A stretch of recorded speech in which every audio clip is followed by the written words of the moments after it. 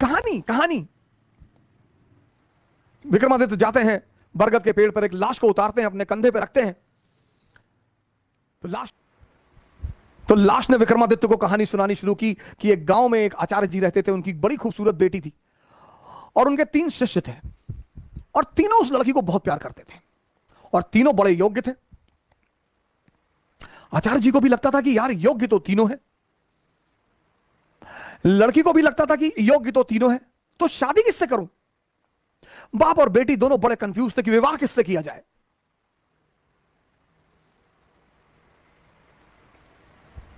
और जब लड़की यह सुनिश्चित नहीं कर पाई कि विवाह किससे किया जाए, तो एक दिन लड़की ने आत्महत्या कर लिया।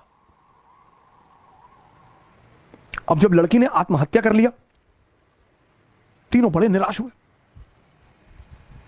गए उसका दाह संस्कार किया। तो एक शिष्य तो तुरंत सन्यासी बन गया, वहीं धूनी लगा ली उसने उसकी कब्र के पास कि बस अब जीवन में कुछ करना ही नहीं, जिसको मैं प्रेम करता था वो बचा ही नहीं, तो अब जीवन में कोई सार नहीं, अब सिर्फ तपस्या करनी है और तपस्या करके ही जीवन को त्याग देना है। दूसरा फकीर बन गया, घूमने लगा देश विदेश में। उसे पता था कि हिंदुस्तान में कुछ संत हैं जो फिर से जीवित करने का मंत्र जानते हैं। लगा वो उन संतों को खोजने जो फिर से जीवित करने का मंत्र जानते थे।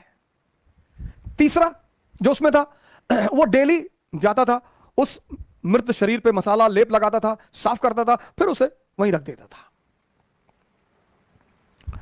अब ये सिलसिला कुछ वर्षों तक चला, 2-4 वर्षों तक चला। तो वो जो घूम रहा था चारों तरफ, फकीर बन गया था, मंत्र की तलाश कर रहा था, पुनर्जीवन देने के मंत्र का जो तलाश कर रहा था, उसे एक दिन कुछ महात्मा लोग मिल गए, वो उस मंत्र को जानते थे। उसने उनकी सेवा की, उन्होंने उसे वो मंत्र सिखा दिया। जैसे ही उसने मंत्र सीखा, वो भगा वापस गांव की तरफ, और वापस आकर उसने उस युवती को फिर से जिंदा कर दिया।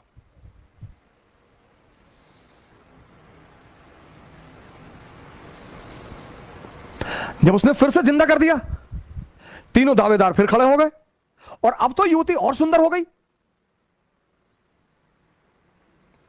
तब उस वेताल ने विक्रम से पूछा कि विक्रम बता कि अब लड़की को किससे विवाह करना चाहिए। अगर तेरे मन में उत्तर आ रहा है और तू जवाब नहीं देगा तो तेरे सर के टुकड़े टुकड़े हो जाएंगे, और अगर तूने जवाब दिया तो मैं तुझे छोड़कर चला जाऊंगा।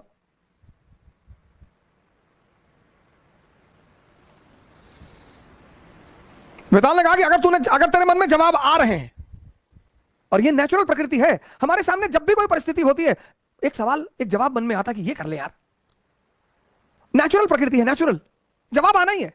तो वेताल ने कहा कि देख विक्रम, अगर तेरे मन में जवाब आ रहा है और तूने मुझे नहीं दिया तो तेरे सर के टुकड़े टुकड़े हो जाएंगे, और अगर दे दिया तो मैं चला जाऊंगा। योग्य आदमी, भाई योग्य हो अयोग्य हो, मन में परिस्थिति में अगर परिस्थिति बन रही है तो जवाब आएगा। तो विक्रमादित्य ने जवाब देना शुरू किया। कहा जो मंत्र सीख कर आया और जिसने पुनः जीवन दिया वो पिता तुल्य है। जीवन देना का काम किसका है? पिता का। क्या दर्शन है सर, जीवन देने का काम किसका है? पिता का। तो जिसने मंत्र सीख कर जीवन दिया वो पिता तुल्य है, उससे विवाह नहीं होगा। जिसने उस शरीर की सेवा की 4 साल तक, वो पुत्र का धर्म है, सेवा करना पुत्र का धर्म है, वो भी बाहर हो गया। जिसने अपनी ही जिंदगी दांव पे लगा दी, यही प्रेम की कसौटी है, विवाह उससे होना चाहिए। यह था शिक्षा देने का तरीका। और जैसे ही विक्रमादित्य ने जवाब दिया, वेताल उड़ चला कि तूने बोल दिया विक्रम। यानी अब सुनिए, इस कहानी का दूसरा उद्देश्य क्या है? मौन। परम की जो प्राप्ति होगी वो मौन में होगी।